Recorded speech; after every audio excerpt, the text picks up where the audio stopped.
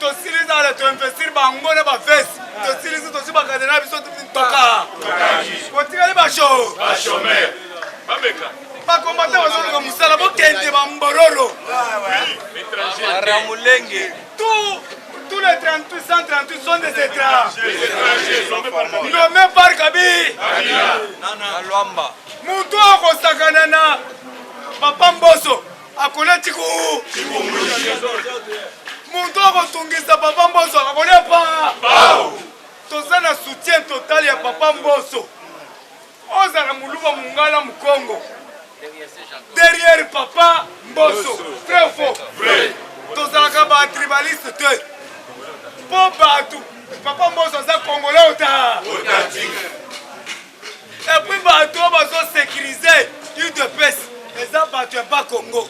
Est-ce que osoyoka ba Congo ba se diviser? Ouais bisangai osoyoka ba Congo ba se diviser?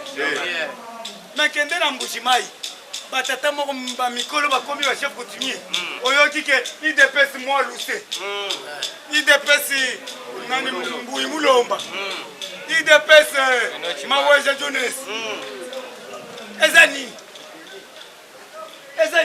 mais kende na ba Congo ko banaka kisantu IDPS bartise toza la vision mukishi batu wana depuis kala ba Congo nzela boye tout droit baza honnête bino nyonso bolandi papa mwana nse tiseke do mulumba talikete muntu oyo azozo manduki boye po bandika beta batu azobela notre papa est malade tosi papa est malade toke na ye na CNPP batali mutu papa azobela bakati papa suki batieli papa bilo akolia papa fini fufu papa komi munene papa komi kitoko alors merci neve na ngai nde tozolo boy papa basaka semulu papa biloko papa komi kosokola mai na ya bini na sima piscine boyoki papa lobi alobaki papa sala interview alobi a félicité neve na ngai na gouvernement oyo ebimi ata ngai na bimite na kozo mandataire parce que ça promettre ngai alobi mwana wana soka promettre likambo a réalisaka naza presete soka kotia ngai colonel ya banjika na est nazokende soka kotia ngai général ya njika na est nazokende merci papa zala kimia préparer déjà batu na yo na banjika ozokende est colonel de corps d'armée Mwanasemi chargé des opérations frappe Yanjika Mororo nyonso asila ya kozala kaka l'équipe oyo papa oke wapi azwi kaka Mororo awa moto epazali tozotinda yo kuna papa préparé déjà ok na bande toza kaka la politique qu'est-ce que la politique? Merci. Tozo kende malembe ozawa chaque jour qu'est-ce que la politique? La politique c'est l'art de diriger la cité. On doit diriger la cité. Qui voit la cité voit le peuple. Quand on voit la cité on voit le peuple. Nous devons être au service du peuple. Vrai ou faux? Oui. Yo mutu nyonso zawa il faut faire le service au peuple. Service à citoyen pour combattre l'ennemi. Les ennemis. Bah ennemi va infiltrer biso. Biso peut faut infiltrer bango. Même place autozali. Yo komona ye muntu liboso zao. Mais ennemi. O komona na télé boye muntu liboso ko yako yamba yo. Mais azana poison. Il faut être vigilant. Lelo, bomoni gouvernement bimi. Baso koma, botala bande passante. 95% batu bandimi muko antombolo. Merci. Mettez-les maboko. 95%. États-Unis d'Amérique, à lobby, gouvernement asinani, pour protéger encore comme l'œuf, comme l'île. Mumemima qui a soin à kate abunda kate. Abunda kate. même maki azwanaka te abundaka te aprotegeaka maki na ye biso mpe tozoprotege maki na ye epasuka te ti 2050 oyo bintu ayebisi kabila na kashimata alobi yo tozozwa yoka ya mingi te badesordre nyonso eza na este eza yo moninga alobi botravaye kimia ozotia desordre bakutani 2 heures du temps na bintu Keita ayebisi eclair okorépondre na baacte nyonso kata na yo bato mitu me okosubir kabila alobi ejangai te ejangai te naja kuna te obengeni ngai na kishasha obengeni na bacortège Félix azwi cortège apesi ngai bapolisier na identifie bapolisier wana Mutombo, Kanku, Kalonji, Muteba, Kajima, Natalike, insécurité. Nabimi Nangai, na Kishasha. Na yuko panda hao. Chiko na joyo kapitumba na eshi. Netalingana nini? Ata wazowanga na eza yo. Eza kaka yo. Eza yo. Toyebi yo. Na zowe na bino. Oyoki ba chef kutumia balobi zowe nde mutozo kota tribalisme. Zowe bazokanga ye. Na ba député na yo 138 oyo tika. Janga ite. Banyama nyosho badie papa policier. Ba policier wana ba policier na yo te. Oyo lona kinda okobuka. Ka policier bakomi ayoki nzala ale akangi pigeon na mutalaka dami. Atie mungo kaka. Sikoyo azoyebisa Keita natiki banyama nyonso ya shere ba leopard ba yosh natiki bango kuna siko ba policier ya muko antombolo bazolia ba policier wana ya yobi ya muko antombolo yo muto sikaki bango ye azomona souffrance ya batute ye azomona banyama na ye bazolia ye azofunda ka tizakadi banya azoka pasi ya banyama Balongwe, mais on va dans la Kashimata. Banyamanga nyonso bazochila. Siko muntu na sonzi na yako zo banyamage na bango. Awa tolobi boye. Nous devons infiltrer aussi les antivaleurs. Mes chers amis, mes chers frères, le Congo a besoin de champions. Merci. Le Congo a besoin de champions. De champions et des élites. Somoni na sali musala champion na bibi champion nazui trophée de mérite. Pasteur Gili azui trophée de mérite. Azui yango bakopesa lelo. Yo kaso azui yango. Papa Kitenge Yesu azui yango. Mama Denise Nyakeru azui yango. Bona nini? Musala kitoko. Soki ozwi yango te c'est-à-dire nano qualité oyoka zuwa te yo mpe tour na yo bakoya kotika balobi boye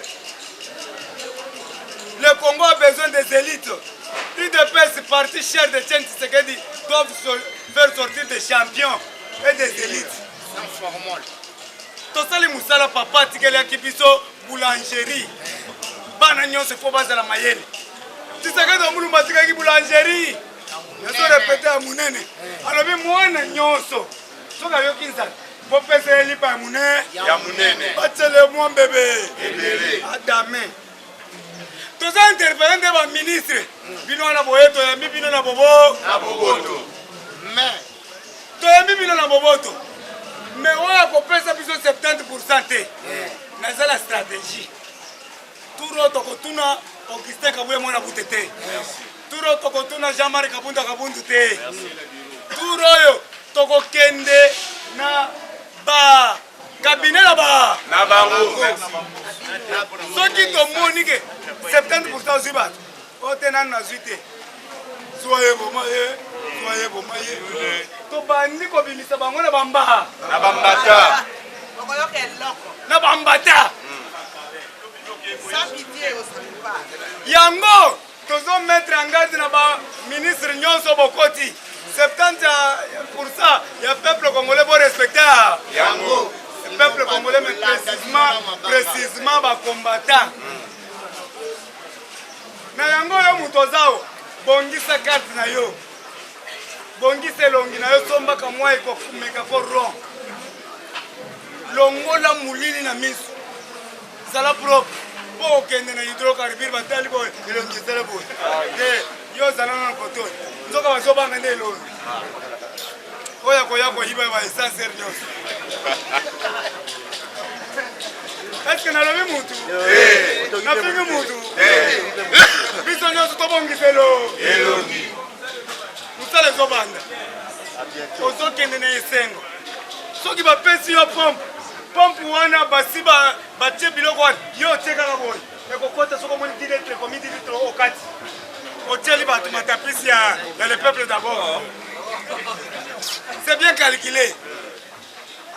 Eza teke ba pesi yo pompe yo bandi ko chabo ikolo bako benga na yo eza mundu kite eza pompe essence chabo ozo tala sikoyo tableau compteur allez soko moni 10 litres aussi mbongo 10 000 francs et 5 litres aussi 10 000 francs au toangi ok ko bombo c'est musala passe yango stage à 2 jours. Un champion et un élite, c'est celui qui vit dans la plénitude de la connaissance de la domaine. Amen. Il faut dans la domaine politique. Muntotunio. Bafonda qui dépasse wapi. Bandi kolia munoko. IDP était fondé dans ndaku ya cardinal Malula. Sans formol. IDP c'est viva. Viva. Siko basango bazo bebisa image ya cardinal Malula. Chole tribaliste. Ambango tribaliste. Mosengo tribaliste. Bozo cracher na mémoire. Ya cardinal pour IDP c'était fondé na ndaku ya cardinal Malula. Yeba biloko on nazo bisayo. Par le 13 parlementaire. Le 13 parlementaire one parce qu'il représentait géopolitique. Mutuna mboka na bango. Tozala kina ba Etienne Tshisekedi wa Mulungu. Ba ilunga panda njila. Ba ngalula panda njila. Ba Bwakem. Ba Lioa Songwamba. Ba Kibasa Mariba. Ba Kapika. Ba Kingwa Kumwanza Paul Kapika. Ba Potre Lumu. Ba Banga makanda mpik botanga kabino peti koko mikotala ngai lumbe baza 13 siko yo bakobanda kotuna yo oyebi ata moko te me uzaka kaita ide pesa yebaka tanga Etienne Tshisekedi wa Mulungu tanga Kingwa Kumwanza tanga Portere Lumbu tala Lusanga Ngele tala Porozopete Liao tala Kibasa Maliba tanga Paul Kapika ngalula panda njila ngai comme na tangi ata wite koki oye tikali yo pe bakisa balobi boye un champion c'est celui qui vit dans la plénitude de la connaissance de la domaine. Nous sommes devenus le meilleur star communicateur pour makambo na zoloba bato bazezela nyonso monde mobimba bayo. Nous avons trouvé le pays dans l'abîme. Le pays était dans l'abîme. Dis mes amis, dans le trou. Foncez Moussika. Nalka Dali Felo. Mais tu as vu Félix Salini. Naye Bisayo. Félix a coûté bana bazotanga grâce au Félete. Mais c'est gratuité de l'enseignement. Et ça bien mounene na monde. Faut y éviter. Bien consacré. Moi na tanga au Félete. Na moi na nga des tanga au Félete. Na banda ko fitile 350. Maintenant 350 wana. Na komi ko somba 2 sacs ya semoule. Oye tikali na melila ngo bofort. Eza ya ngai etelinga te. Kala na banda ko mela top. Ida basiba. Banda ko mela top. Nazo mela secret. Parce que tulinga yo mbali bozo mela ka ba secret. Ezaki nde na mbongo te. Secret ezaki 500 francs 700 francs. Ko na komi ko zomo ke moi chintu. Na komi ko fora ta misato. À l'aise. Yaya, mais là pour fort, moi, mabundu fati pembeni na pilipili okomona ke vie s'est changé yango mona ka bato ba mela ka masanga ba rezona ka komona ka lobi funa ke aux États-Unis era ko la muka boye azata na billet azata na passeport ida basi viva neti na mona ki garçon moko ameli jamba lobi ayesi ko president il faut chabiso kaka na cabinet ministère intérieur jo kuita ko zakate yuma président ngana ko kende na ministère intérieur na bio kende ko sani na ko sala ta sécurité kuna ida basi viva mais kuita ko zakate mais souci na yake na ministère intérieur akende ko batela mboka biso yozo wa combattant donc na ministère intérieur ba pesa biso ata kibali mais tous les ba aner ya chef de l'État lisu contre lisu un foyer zo biso ke changa na ministère intérieur na ko travailler na tala kamboko ayebi ke nani gouvernement to bande ko sele bibi ba ko sa biso te président kuita ko sakana te tolobi boye mboka zangi na kati ya libulu to bibisa libulu gratuité de l'enseignement amen lelo kende la kanchati bana bazotanga na ba tablette lobi bomoni na RTNC orange ezoka bola bana 6e primaire na 5e ba tablette bana biso wana ko bayeba ki tablette te mais lelo kende la kanchati bana bazaka ka boye ata yebite mwana soda est-ce que le temps kabila bayebaki di G6 na madame na Paris foot mais lelo bana na biso tablette ayebi ke Donald Trump lobi akendaki na Israël président Félix azaki na Brazzaville bana bakomi koyeba yeya mwana na ngai l'équipe a te belé na politique awa soko yebisi akoyebisa ke Félix azana Brazzaville akoyebisa ke gouvernement bimaki ya 56 minutes olobi yo ozando kite loko ezoyebela wa avec la constitutionnaliste de Burundi de Rwanda par exemple Poutine ozomona c'était champion tela États-Unis alobi ngai nazo former ba arme nazo sala boy Poutine a changé la température na été yepe azo former ya yepe azo sala na yango bomoni mukwantombole mwa mai wakanini finga ye sala n'importe quoi mais ye réaction sur le terrain kabila kosa ki biso na ba biloko ba Milan o modernisation otika ko monango ba mitu ya train otika ko monango mais Félix tuzo mona mitu ya train asi yasika Félix tuzo mona ba transport ebele asi yasika vidéo Félix tomoni 1200 tracteurs engins oyo bakorabote nzela oyo mutuka elokaka sute toza na gombe 1600 eza na première riz oza na tembe yaka tokende na première riz nalakisa yo biloko ezobanda mosala c'est-à-dire yo soko travaille na OVD okozala peut-être kaka na marteau na yo na bamesure po biloko nyonso ya kolamba goudron ezali babwaki goudron tozobanda na bagoudron baye yangola c'est-à-dire prince ya goudron elambi basopi peut-être yo koya kaka obetaka na pembeni konkokoko po ezala tout droit tokoengage bato ebele merci na Victor Ntumba Chikela oyo OVD oyo azosala mosala na vision chef de l'État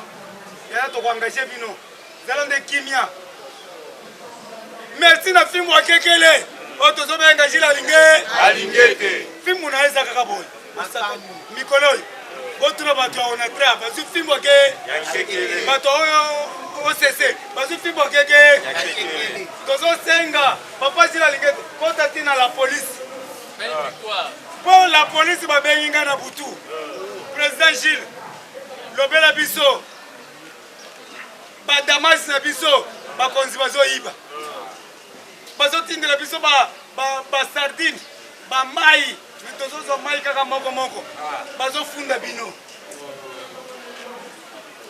mukwantombolo po to resir pesa ba policier Damazebe ebele pesa fardes Damazebe ebele et puis ba kisera bango $100 soki bazwi ba batterie na mituna ba radio minene etali biso bakobata kopeta ndombolo mwasi azwi batterie ye azwi radio minene ndombolo ba oyo balandaki bati beto bazongaki na babenzula bino bolandaki fayulu bozongi nzela ya makolo ndombolo wana bazopina ngo nzela te betelanga maboko aza mwana wenge place jibaza alobi te nakozwa ngai tala jibe merci ndombolo ba oyo balandaki souverain mukulu bazongi nzela ya babenzula biso tolandaki fayulu tozongi nzela makolo ndombolo ida pesi viva toza tout terrain même la musique tozali awa tolobi boye les américains ata balobi baza ba grande puissance mais Poutine ye pe ata grande puissance aujourd'hui Mukwa Ndombolo est devenu champion victorieux pona nini akomi champion aza Salomon batu nyonso bozwi babandaki koluka bamona Salomon lelo bondu mobimba bazoluka bamona Mukwa Ndombolo vrai ou faux tala nde bayambi ye na Brazzaville bazo investir Sassou Nguesso mais batu nyonso kaka Mukwa Ndombolo Fati Beto bamoni na manifestation nyonso esili kaka Fati c'est-à-dire aza président Union africaine basepeli na ye makasi. Il doit vivre aussi la connaissance de la plénitude car il est dans le bon chemin. Il a le sang de Cassandre de Mukishi. Il a le vision de Mukishi. To soutenir ye, likambo mangwe. Ya mangwele. Toyebi papa ya Félix, papa ya Etienne Tshisekedi wa Mulu. Toyebi mama ya Félix, mama Martika Kasalu. Yo zoyeba mama Martika Kangaka. Mama Félix, mama Martika Kasalu. Papa na Etienne Tshisekedi wa Mulu. Toyebi pa na bango na 10e ri. Toyebi tata bosi na ye na monga fula mama Eugénie Chika. Ko bakoko na ye bazana nzombo. Soki batu balie fufu 3 fois te. Tokotula mama Mars. Bolobaki le peuple d'abord. La vente la famille à point d'eau. Tiko Kabila kotuna papa nani balobi Kabila za mwana Marcelina tonton Mutwale. Pendant 18 ans, yo yebi tonton Mutwale. Otika ko mwana tonton Mutwale. Marcelina omona ye. Soko mwani mwana asali 37 ans. Azola kisa mama na ye. Aza mwana bila kelima. Amen. Bouriki depuis l'enfance. Famille à 3 personnes. Kabila babotie na Manon. Le passer Jeannette na Tanzanie. Zoé akoli na Kasumbalesa. Koko azalaka te. Tata Kululutu azalaka te. Noko azalaka te. Nde bato pour soutenir Raïs. Atamboli makolo kolongo gare centrale ti magasin. Mais ça campagnard. Pas campagnard balongo 2000 km à pied. Comme Moutozo exercer Moussala Naye. Raïs. Papake. Moutozo me m'a bibende yo besoin poto banda ko me matongo komona papake. Oh, cortège. Tokutani yango. Lelo lobele makambo cortège. Moriki depuis l'enfance. Yo ya kawa. Nakutani na cortège ya Kabila. Eleki ya Félix. Lobele yango de il va comme la cortège. Lelo biso zo tokome ba cortège. Soki ba roulage bazotala. Chili munyere. Ye wana soya. Botela phénomène na sala kina molar. Nakuti ba roulage bazotungisa ba. Na kitito. Tindiki roulage. Aba jemensi. Longwa. Batu nyonso wa moto chili munyere. Yoka roulage. Chef na yoki. Longwa. Chef na yoki. Plein eyindi. Ojo na sasa succès. Yaya soki na kuti bino na désordre. Na la kisoka to chete me tindiki yo. Na tiki nzela po. Siko yo toucher ngai, o toucher peuple ko. Congolais. Ba kobeto batika buta. Takala. Viva. Tiens, merci, le loza samedi.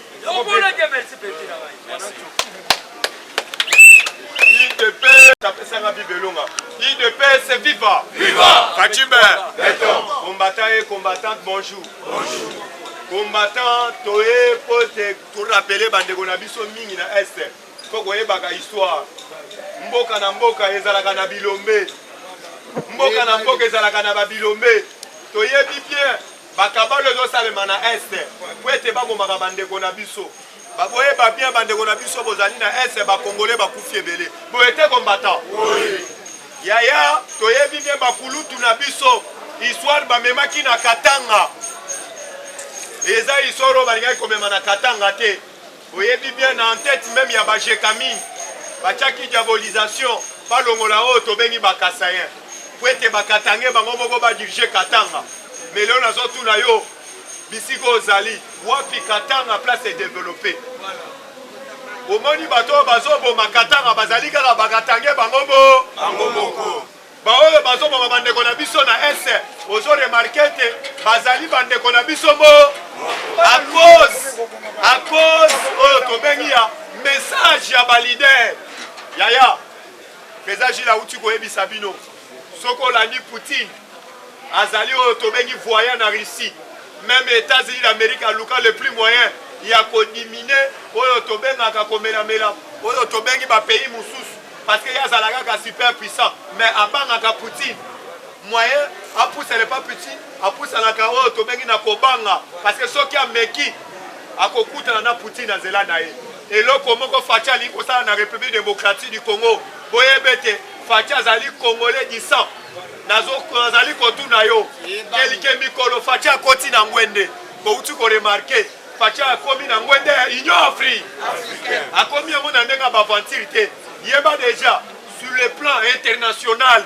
bazomona yete azali na souci pe azali na volonté politiquement yaya lobi bolandaki oyo tobengi mutomboni kembe azalaki tête à tête na baatulukwebo ayaki pamba te alobi ete na ye kocontribue lokola ngai naza congolais authentique lokola ngai nazali na mangwele na ye na bainvestisseur parce que baya kotonga République démocratique du Congo yaya tozoloba nde mwana pamba te tozopesa mise en garde bandeko na biso bakatange tolobaki ete mulu bazali ndeko na yo parce que diabolisation bamemela bino epa balider mais bamombela bino sekele ya madeso batia na Katanga mais lelo boyebi bia bobotola bango même bazalaki en tête même ya bajekamine même oyo tobengi na administration nyonso ya Katanga bino na bino bozali mais pourquoi Katanga ezodéveloppe te ezali oyo tobengi enseignement oyo bisika ozali soza Katange oyo tolobaka tala nsima zonga nini IDPS FIFA combattant d'élite toyebisaka bino en tout moment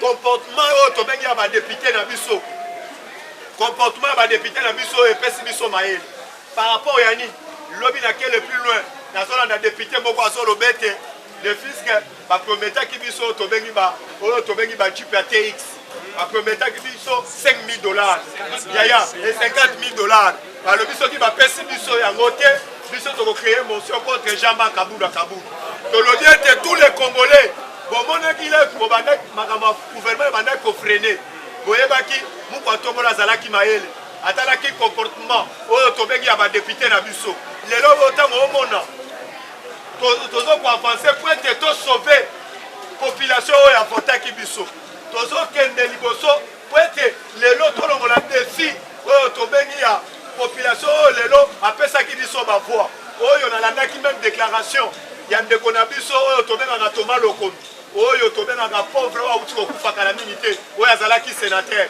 alandaki même témoignage epa na bango na bangala balobi boye tozopesa longonya na Thomas Lokondo tosengi mabele ya bakoko na biso ya mbe na pete en tout moment na vacances parlementaires abanda koya na village koya kovanda na biso elongo moko nakoki koyebisa yo peuple congolais bisika bozali est-ce que vacances parlementaires est-ce que badepute bakomi na fief na bino obata tozoloba est-ce que badepute na vacances parlementaires bakomi na bafief na bino bakomi po ete bayeba souci na bino na pasi na bino yaya il fallait me comprendre cette fois-ci congolais tokosenga yo bifota te tolobi tala nsima zonga nini combattant toyebisi badepute bakoki kointimide biso te badepute bakoki kointimide biso te parce que soki cette fois-ci nasengi na tous les Congolais toidentifie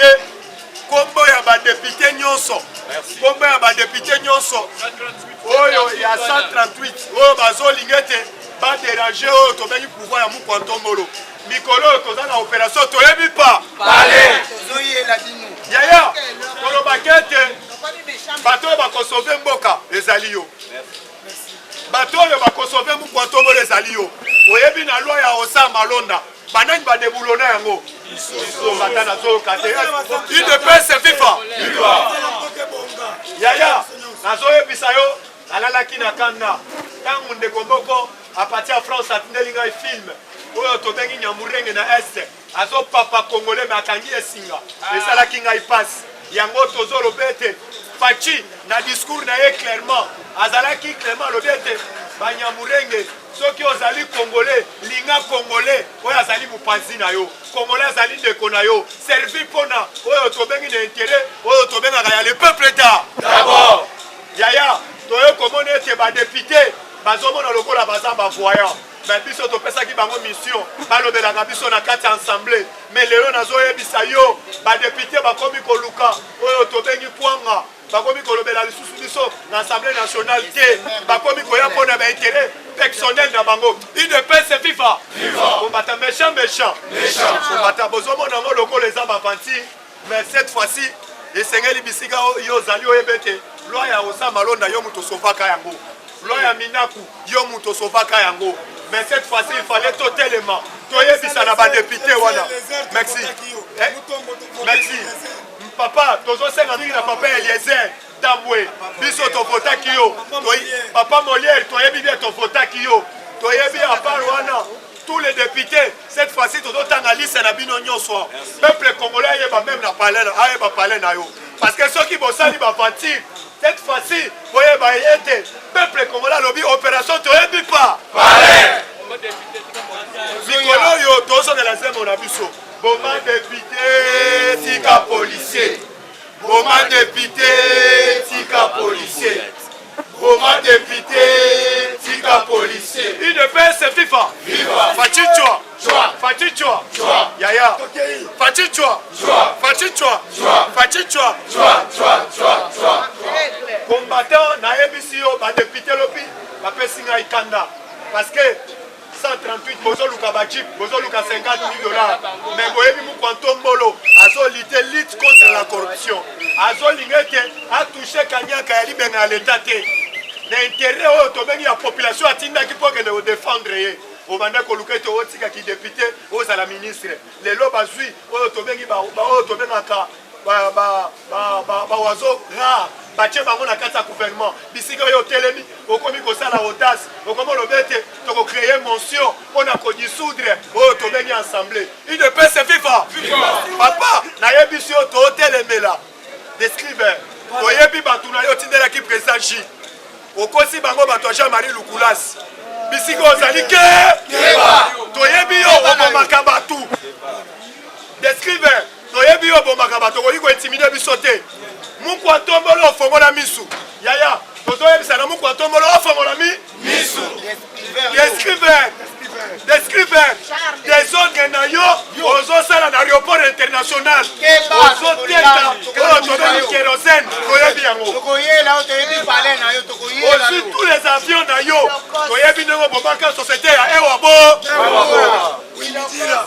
wimbitila wei toyebi ndenge obomaka yango descriver lumwana lokolo ya mukwantombolo toyebi tous les cabales oyo oganisaka musala na yo kobare bato toyebi bato oyo otindelaki biso na commune bato oyo otindeli biso na commune okosi biso bato ya Jean-Marie Lukulasi nzoko otindeli bato balati oyo tobengi baza na bajipe ya pêcheur mukwantombolo verifie bato oyo tobengi meme bajipe oyo ebimaka bajipe mosusu bakomotinda yango na kombo oyo esalaka baopération descrive atindeli biso batoloba te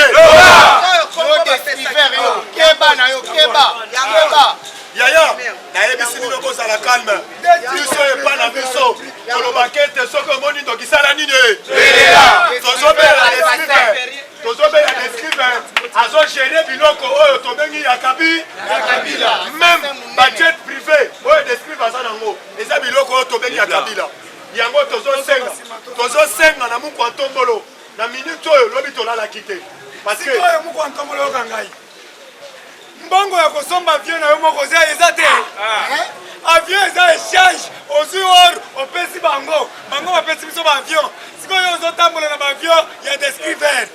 Descriver azwi mbongo wapi apesaka yo baavion avion wana kerosene eza na kati te reunion bazosala lobi bayaki na komile bayebisi biso tozoyebisa yo descriver mosala yo esili UDPS FIFA kolobaki ete biso tozali bilombe oyo ifale tolobela mboka parce que nazoyebisa yo Fachi azali oyo tobengi Cassandre banda oyo tobengi même na basociété ya Onatra baza na espoir ete mikolo mibalao makambo ezozokende na kobonga yango tozosignale papa Gilles alingi ete kende barwandais oyo babanda kokota wana oyo bazoya makolo te description de mon banda azwi bango atie bango na mboka moko azwi bango atie bango na mboka to baviona ye c'est un danger permanent kwa ntombolo yoka biso UDPS FIFA kombata pesa na slogan UDPS FIFA tokobangisa oyo ekoya combattant descrive soki azoyoka te biso moko tose prendre en charge tokosenga oyo tobengi sitting na oya UDPS FIFA fatitwa combattant soki ozobouge te ozali mororo fatitwa merci combattant biso moko tozoprendre en charge parce que soki descrive azoyoka te tokobeta sitting mpona descrive alungwa bato oyo bakosove Fachi ezali nga na yo bato oyo bakosove Fachi ezali nga na yo lobi toke na aéroport international tomoni desordre descrive wazosala na aéroport international ye moko lokutu otata azoteka na kerosene azoteka carburant okoki kolobela eloko te omeki oza na mbuma na nzoto UDPS FIFA yango tolobi ete olingi descriver bisika azali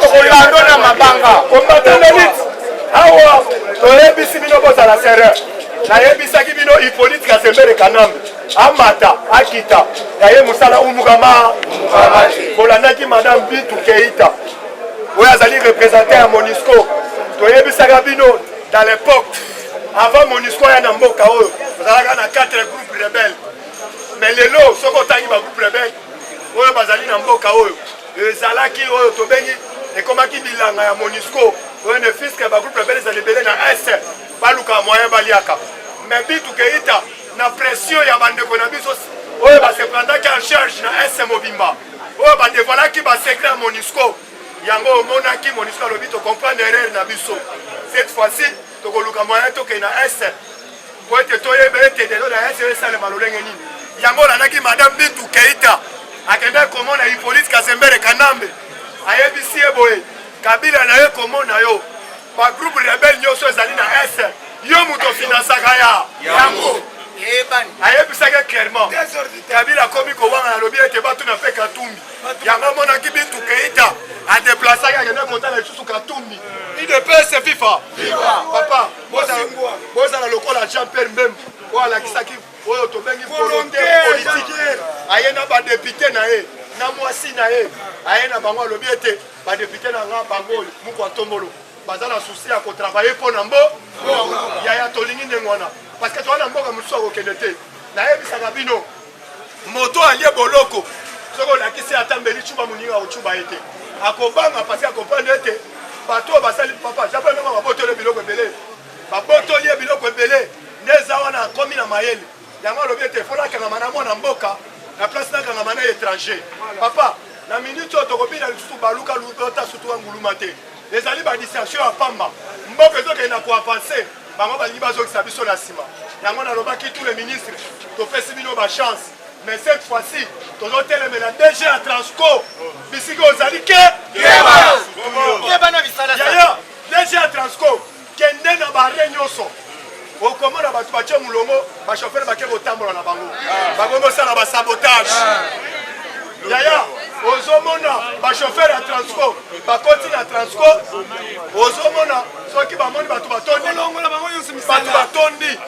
batondi na Transco bato mosusu bomoni na place olekaka wana akofuta tike bakangami liboso kote ya montere yaya bokomi omona batransco ya sika moto azobomango congolais ye moko bakomi kozwa bakoli ya minene kotiaka papa boyebi bien pièce oyo bapièce d'échange ya Transco eza tellement cher baza na kabal point de fisque baboma batransco bato bakoma kofinga muku ya tombolo yaya toyebisi yo tosignale na ogise mwana bute tosignale na ogise mwana bute toza na besoin ozwela biso bakombata bazala lisu likolo ya lisu na batransco nyonso bazali na kabal ya kofaire échouer mission ya muku ya tombolo boye te kombata tolobaka ete soki omoni ndokisala nini merci Chinois, tout le monde rappelle pas merci Maboko, pour encourager.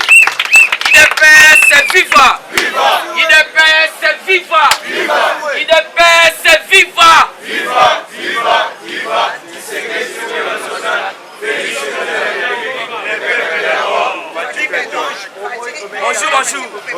Bonjour les sous-sous. Bon week-end. En tout cas, tous ceux qui se Florent Nabiso.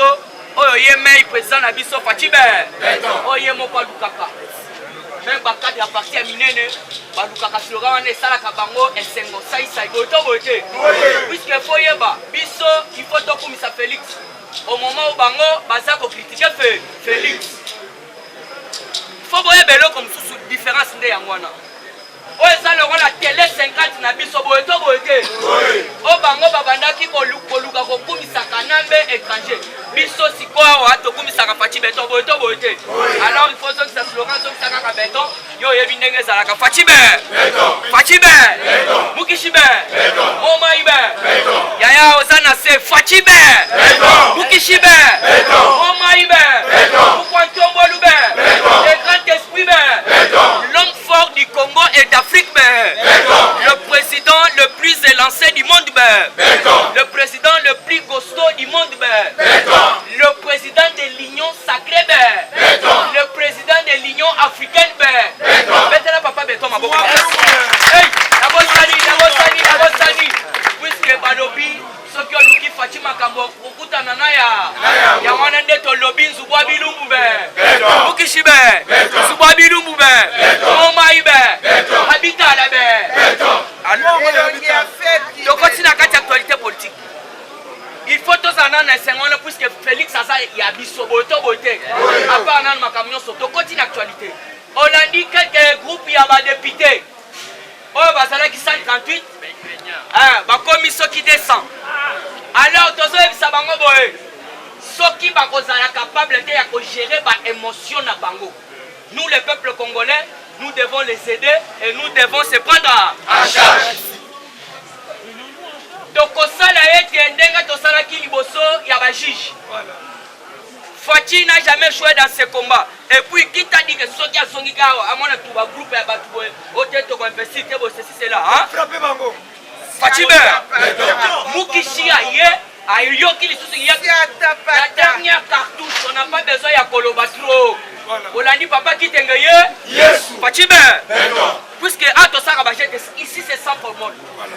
La dernière cartouche qui reste à Faci, c'est la dissolution de l'Assemblée parlementaire. Dissolution Yangwana, donc cartouche à Souka. Puisque Félix a Yoki. Papa Mbosa est là, quand on est là, on a analysé ça, on a fait un parlement, la carte Assemblée nationale. Félix a très épaté, à tel lobby. Papa Mbosa lobby, il y a un président qui a lobby, Bissonio Sotou, Tika tribalisme. Ozala Muluba, Ozala Mukongo Beto Nabe, Ozala Mouswahili, dernière Papa Mboso. Puisqu'Azali Papa Azali ko révélé Bakabal Janine Mabunda Bandaki ko Fandela. Oui. C'est pourquoi nous devons les soutenir. Papa Mbosso, tu as publié liste wana des autres. Potoye baba tu acha makelele. Et puis ce qu'on a dit na ba groupe wana. Ba ba réclamer 50 000 na ba soki di paka fakati. Basa ko senga réajustement ya gouvernement. To mona ba Eliezer na kati. Mais Eliezer asa muto Moïse. Moïse il est récompensé. Asui ko le champion Mbemba. Mais pourquoi ba député ya Moïse ya ya zoye bisabino pose la bozo yoka lundi actualité au Bokoyoka. Semaine à lundi. Puisque le gouvernement il faut pas investir. Alors oyo nyoso tout à kosa la bagé. Peuple congolais doit s'en charger. Voto voter. Puisque bango bazaba élu du peuple. Ce qui fait plaisir d'accord dans le gouvernement. Mais yo représentant le peuple ça d'accord. Cela veut dire peuple yomoko il faut qu'il ait investi le gouvernement on a voto voter. Toujours dans la politique. Puisque vous devez comprendre investiture il y a gouvernement de Bazobanga investiture. Pourquoi balobi que Félix il faut abongisa lista na yo kendo yebisa muko tomola abongisa lista yaya basa malade muko tomola sali lista na ye yo sikolo bakare réajuster yango na vous devez comprendre Fati na Belgique na Otobengi na Londres alobi na zana posa ya ko dissoudre ngote. Mais si ils vont me pousser à le faire, je dois le faire en désordre.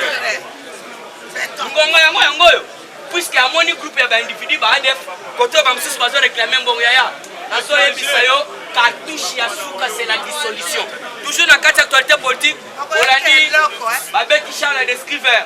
Parce qu'on a raison à Kobeta Moutouana. Mais Congo Mobimba Moutou 8 ans, il y a qu'à dévoiler Charles descriveur. C'est cordon, je te mets un cordon, ma boque Makassi. Balobi Moutouana Babanga Kaye Makassi. Donc le lobby est là à 11h, le lobby va éliminer. Si on va pourquoi Moutoyo a bêti samedi, ailleurs on bête lundi. Yaya, Hassan a raison pourquoi, puisque ma compagnie n'a rien à faire utiliser ça. Et ça, Charles Descriveur. Charles Descriveur a bon société à Wimbidi. A Bengana Bat, puisque à côté ça, il y a une compagnie d'aviation. C'est pourquoi le président il a toujours raison, il y a pas de Tombolo. Avion va sommer, mais signer un contrat, aux alentours de la société, il y a un Tombolo service. Pour abandonner Komata, il y a un avion.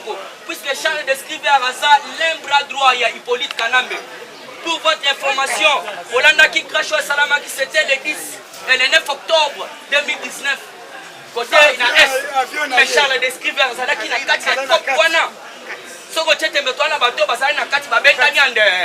Balobi tokozala kuna te il faut to soutenir Fati Beto puisque azali mwana ya mboka nde balobi ete Charles Descriveur alongwa nde tokomona siko esengo na présidence puisque Félix ndenga sawana azali tata ya mboka mobimba batu bakosepele te baya komona na erreur muke. Alors Charles Descriveur c'est un danger permanent pour la moko. Un Rwandais tout fait. Nde ya wana tokosenga na muko atombolo. Banome mwasi na ye. Antoinette Kipulu. Akomi ministre. Nde tosengi na muko atombolo. Ba service d'aviation wana yo il faut matana nango soute. Il faut créer Otobengi ba service na ye. Muko atombolo service pour to boté. Puisque ceux qui font ça matana ba avion ya mutu wana Charles Descriveur ça bato basala na musée basala na bakanambe basala na batu minene ba criminel ba yebi comment kosala eloko muke bazotatola balobi tellement que ye pas amuki shifati be bakoka te ba meka bakoka te. Mais oui balobi ndenga sana to mone mystique ye Charles Descriveur ameki yango na monaki muko ntombolo na vie na kota kite me oyoki ka sali crash la continue actualité politique pour la la président na biso mususu. Voilà alors il faut yoka direction ya Otobengi direction na biso ya Bietima voilà direction ya tosa sipona masina direction Mbomba apesi biso information masasa beta milobi na 8h donc osenga na papa Kasongo dengo dandaka biso olobi to devalaka papa Kasongo tozana lieutenant moko asalaka désordre babeta pe awa komo na ye lieutenant Kelly abetisi masasi côté ya Masina la direction Mboba. Alors population basa ko senga ete bakanga monsieur wana puisque lobby masa se betami à partir à 8h ne ba yeko kanga memba FRDC. Toujours na carte actualité politique DGI basa ko senga na biso papa J Alengeta Akita. Même na ba auto bengi ba province na Lubumbashi. Qu'est-ce qui se passe? DG auto bengi directeur général ya DGI. Azali ko sala rétro commission makasi. La DGI. Rétro commission ezali kuna ya za ko réclamer soki ke fala ba futata auto bengi $1000 $10,000. Ete ya lukuta. Soko la ndaki shona web so ye ko za ko se demander bon je ne sais pas qui a accordé les arrêtés. Na ba école wana 600 écoles. Yo sona ba fatia so sala te. Fatia ina gratuité mais au mona tolo ba te basango puisque basango pas l'église catholique. Ne bango basa ko bungisa. Gratuité. Bon, il y a 600 écoles supprimées sur la liste de paye. Ce qu'on est bien Sakina Nouli Bako. Yo en tant que ministre, comment ça fait-il que 600 écoles d'église catholique, Mbongo Zako Bima, mais faut arrêter. Tandis que les vraies écoles, Basa ko ça paye. N'a pas monopolisé parole telle dans le débat. Merci beaucoup. Avant de continuer à battre Moussoussou, Jéricho, bête la mission à 3 champs. Moula champ.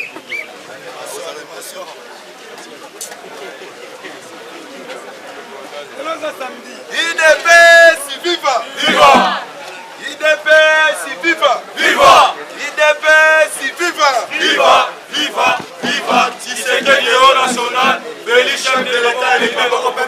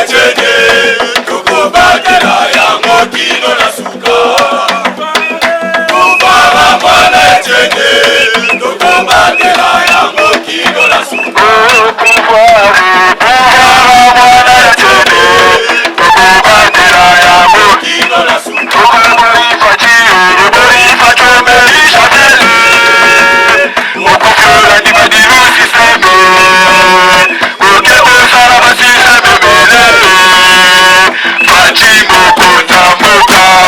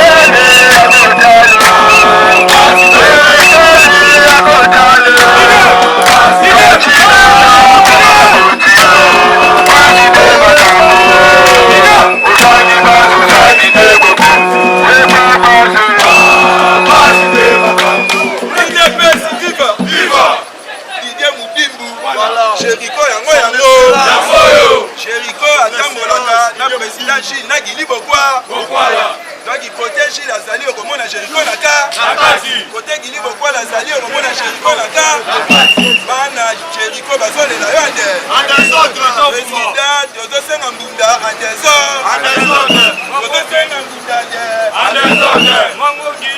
Angongi sentiende kotika kaitana lobako ya ngonga yango ya koloba mbunda asente bangongi tozala pete tosala makambo ebele batu tosengi bapromesele mudibe kopesa mande instrument complet numéro na biso 089 32 50 547 Papa Victor Tumbachikela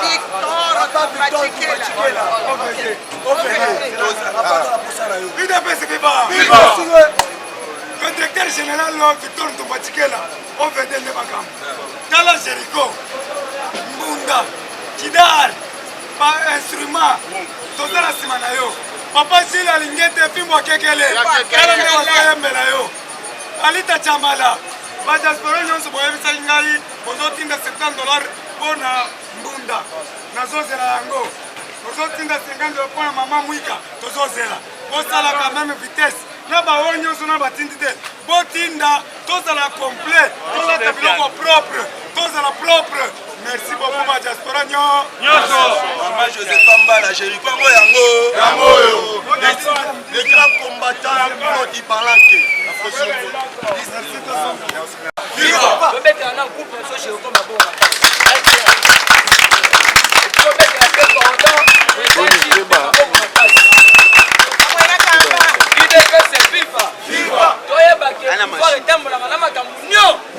c'est ça, parce qu'à l'époque, à Maréchal Mobutu, c'est que tout le monde est censé de comprendre le président de la République.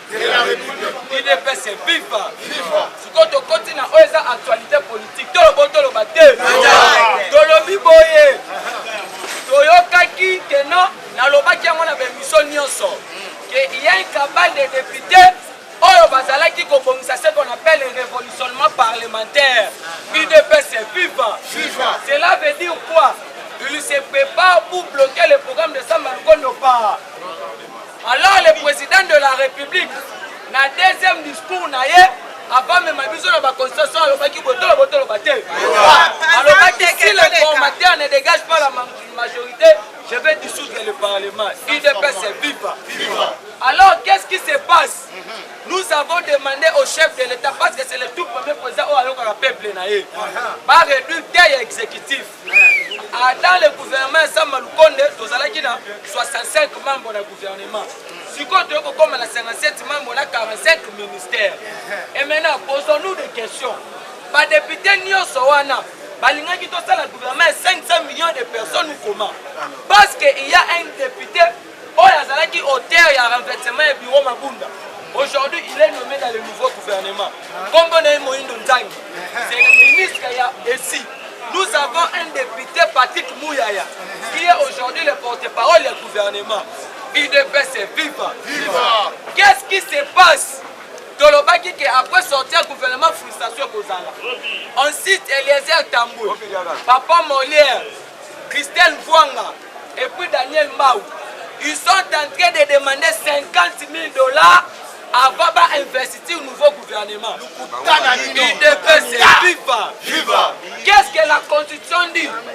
La souveraineté appartient au peuple congolais. C'est que nous sommes au-dessus de la Constitution. Parce que le mot est bien dit que c'est le palais du peuple. C'est notre palais à nous. Qu'est-ce qui va se passer? Et maintenant, nous sommes là pour inciter les gens qui puissent descendre dans la rue le mercredi pour aller accompagner le nouveau gouvernement. Qu'il plaît ou qu'il neige, le gouvernement va être investi. Parce qu'au moment où nous sommes en train de parler, Papa Mollet, il faut la nation. Il est en train de dire que non, c'est le gouvernement, ils ont 25% à Bakassayen. Alors que Yemoko, il est en train de gober à l'État congolais $642,000 par an. Yomoko c'est un député national, sa fille c'est une députée provinciale, son garçon c'est un député national, sa belle-fille c'est un député provincial. IDPS c'est FIFA. Il faut pas initier loi dans le Parlement que non mutu nyonso akozala député akozala ministre te akoki mpe kozala mandataire ya l'état parce que comprendre déjà au moment où nous sommes en train de parler lui sur le colo ya li yango moni Joseph Kabila changé jeu tout le botolo baté parce que le président de l'Assemblée provinciale de Tanganyika et puis le vice-président bazala qui destitué avant-hier. Ce sont les proches de Zoé Kabila. Kabila est en train maintenant de jouer une politique qui financer Mbongo pour destituer les institutions nationales et provinciales. Alors que le président de la République est au courant parce que rien n'échappe au chef de l'État. Il est au courant de tout. Et maintenant, actuellement, le Premier ministre a dit ceci. La priorité pour la sortie du nouveau gouvernement, c'est le social du peuple congolais. C'est la justice, c'est la paix à l'est du pays, c'est l'agriculture, c'est l'élevage et puis c'est le pêche. IDP, c'est FIFA. C'est pour dire à quelques individus à la 5 ans que non, la priorité en 2023, ce n'est pas encore les élections. Parce que, où tu comprends sa information, on avait récolté plus ou moins 120 journalistes pour éternuer l'image du président de la République. IDP, c'est FIFA. En oubliant que tous ces gens qui ont dirigé ces pays, ils ont la volonté politique comme Makambouli Bosso. Mais comme ils ont déjà compris que le président actuel remplit 3 légitimités.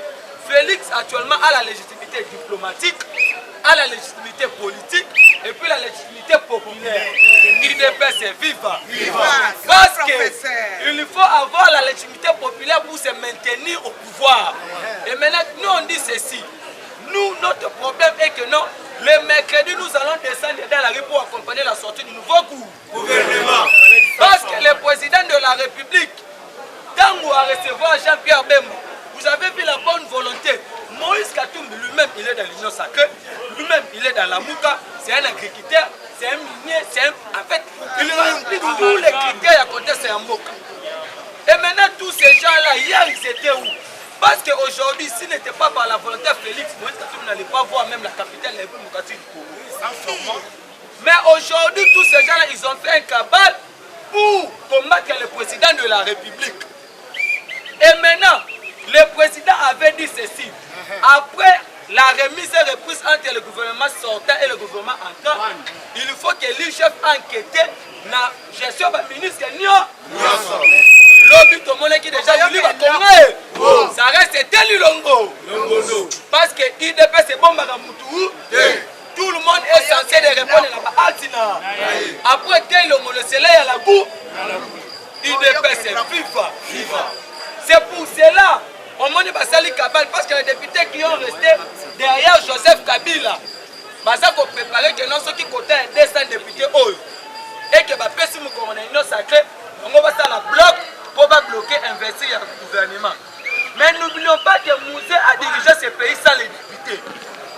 IDP c'est vivre. La constitution dit ceci, le président peut décréter l'état de siège, a gagné tous les deux parlements, a nommé un chef d'état-major au niveau du gouvernement, a nommé un secrétaire général à Tindimbo Kaliboso. IDP c'est vivre. On va dissoudre le parlement parce qu'actuellement le président de la République a la confiance de la Cour constitutionnelle. Le 20 déjà nous aurons un nouveau président de la Cour constitutionnelle. On a un professeur Dieudonné Kalouba.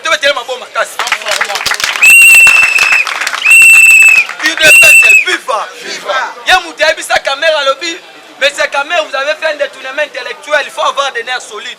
Allons-y, Molo, nous allons démontrer là où vous avez mis vos mains dans la caisse de l'État. IDP, c'est FIFA. C'est l'une des raisons, vous avez vu le président Epika Yamaki Bango. Et maintenant, actuellement, on va comprendre, on va comme ça la cabale. Parce qu'il lui plaît ou qu'il neige, Zoé doit partir. Les chefs coutumiers, ils ont annoncé que non, Zoé est en train de créer des milices. Kabila a 18 ans dans ce pays. Pourquoi on n'avait pas construit les Calémies? Ou soit on n'avait pas réhabilité? C'est une façon de tromper la vigilance de la population que non, parce qu'on a bonne volonté à Kobomisambo. IDP c'est FIFA. Il y a un moment donné, Bissot maintenant qu'on sillonner partout pour lancer le message. La meilleure façon de soutenir le président implique c'est de le dénoncer aussi. Hier nous étions dans la conquête du pouvoir. Aujourd'hui nous sommes dans la gestion de la chose publique. Demain, c'est la conservation du pouvoir. IDP, c'est FIFA. Un grand professeur. Et maintenant, la conservation du pouvoir.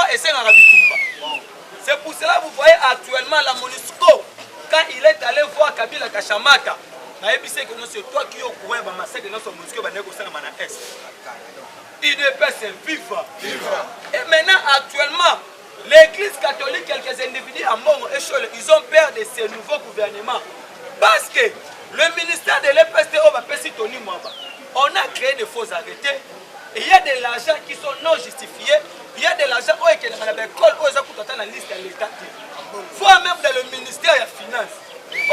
Nicolas Kazadi. Le ministère des Finances va faire un famille. Nicolas Kazadi, nous avons considéré tout son parcours politique. Il a travaillé dans la Banque mondiale, il a travaillé dans le Banque africain de développement, il a été à l'ONU et tout consort. IDPS c'est viva. Et voilà maintenant comment est-ce que le président de la République a construit le gouvernement. Il y a un ministère au nord, il y a le ministère numérique. Le président de la République a tout son premier discours au État de la Nation. Merci beaucoup Ndekonangai. Nicolas Kazadi. Merci beaucoup. Azali na ba critère nyos. Mais atika masanga na batera. Fonzo ngana kutia na terrasse na kotika yete. C'est à cause de mon nyos finance atia na terrasse barman pesa masanga batombi. IDPS c'est viva. Le président de la Nation. Il faut refuser ça parce que vous êtes en train de déterminer l'image de la présidence de la République. Vous êtes en train d'accompagner le président de la République. Tous ces gens-là, on a condamné ça quand Kabila était au pouvoir. Le président de la République, il a créé un ministère numérique. Cela veut dire quoi? Parce qu'il y a une différence entre le ministère synthétique et puis le ministère numérique. Le ministère numérique est censé de digitaliser et puis de numéraliser les recettes de l'État. C'est que ma gouille financière a boué. Boulage recettes à l'État a boué. IDPS c'est viva. Et maintenant, le but que le gouvernement est représenté et respecté la Constitution. Allez-y lire l'article 90 de la Constitution alinéa 3. Parce que la Constitution est la représentation nationale, est l'inclusivité à la jeunesse congolaise. 49 ans et moins d'âge, et ça a 27% de femmes congolaises. C'est pour la première fois depuis l'accession de notre pays à l'indépendance que tous les gouvernements ont réparti. Mais il y a des ressortissants équatoriens qui vont se retrouver. Alors qui l'ont? Mais il est de l'Équateur. Un ministre d'État qui est nommé par le chef de l'État. IDPS c'est FIFA. Parce que déjà que non, président de la République, au moment où nous sommes en train de parler, il y a des machines neuves qui continuent déjà dans le signal pour de l'estage à bouer. IDPS c'est viva. Il y a des nouveaux engins qui continuent à OVD. Je profite aussi en saluant le DG à OVD, Victor Tumbachik, parce que ce matin on vient nous appeler, il y a des nouveaux engins neufs. Il faut ça la moussa déjà dans OVD. Mais le problème c'est quoi? Avant-hier, on avait interpellé Israël Moutombo. Il faut faire la différence entre l'accusation et l'interpellation. L'ANER n'arrête pas une personne. C'est Kabila nous a mal appris. L'ANER interpelle une personne, auditionne et peut continuer à la qui de toi. Israël Moutombo a été interpellé parce qu'une personne qui est interpellée, il est encore innocent. Présumé innocent, merci. Et maintenant, le problème, c'est quoi? C'est le même Israël Moutombo qui a confirmé que non, il y a besoin de $1 million pour la mission d'information. Sans pourtant brandir ou de paix. Regardez, nous sommes dans un état de droit. Il faut mettre la dictature qui est un état de droit. Parce que dans un état de droit, dès lors que tu es au Liban, mais Israël Moutombo, il a dit que non, parce que les militaires qui sont en front vont décourager à Bangoté. Quand toi tu dis que non, les femmes sont en train de recevoir $20, mais il faut brandir des preuves. Il faut nous brandir des preuves. C'est pour vous dire que c'est une façon pour intoxiquer, pour diaboliser, pour décourager, pour éterner l'image de chef de l'État. C'est pour cela qu'il lui plaît ou qu'il lui neige, le gouvernement sera investi. Parce que le gouvernement se taxe d'élite, les députés pour demander $50 000. Moi je demande au chef de l'État, il faut dissoudre cette assemblée. Parce que tous ces députés, ils ont été nommés par Joseph Kabila. IDPS c'est FIFA. Lui sur le colon, il y a le président Aboya qui a investi ça, mais le compte de temps qui est alors bien sûr qu'on s'assiste la population. Hein? C'est pour cela la Constitution nous donne ces pouvoirs-là. Nous allons bloquer tous ces députés, tous ces cabales de députés qui sont en train actuellement de bouffer l'argent Joseph Kabila. Nous demandons au président de la République, après l'investiture du nouveau gouvernement, il faut rejeter tous les déchets pour y aller. Ils sont en train de bloquer les recettes à l'État. Dans la régie des eaux, les SNEL, l'ONATRA, toutes ces entreprises-là. Et puis pour les accréditations à Bamba, IDPS vif. C'est pour cela, vous voyez, il faut dénoncer. Parce qu'au moment où nous sommes en train de parler, Kabila a commis financier, voire même qu'on puisse encore multiplier la théorie dans l'Est du pays. Mais le président avait la volonté. Le président avait dit ceci, je ne me sentirai jamais à l'aise tant que ma compatriote ne me sont pas dans l'Est. Aujourd'hui, nous avons récupéré plus ou moins qui sous contrôle de l'ADF. Aujourd'hui, le président de la République, on sait qu'il y a encore des moutons noirs dans l'armée, dans la police, dans tous les services de sécurité. C'est pour ça que le chef d'État en Afrique d'ici dans le Bakimoun. Donc on continue dans le processus de la réforme, dans l'institution. IDPS c'est FIFA. Comme nous avons déjà le contrôle de la Cour constitutionnelle, quand le président de la République dissout le Parlement, automatiquement la Cour constitutionnelle prend acte. IDPS c'est FIFA. Nous sommes censés de sécuriser le chef de l'État, nous sommes censés de dénoncer. N'oublions pas que voire même à la présidence, il y a encore des moutons noirs. IDPS c'est FIFA. Je dis et je vous remercie. Numéro plus 243 84 51 09. Plus 243 84 51 09. IDPS FIFA. IDPS FIFA. Le peuple, prenez-vous en charge. Donc on soit charge.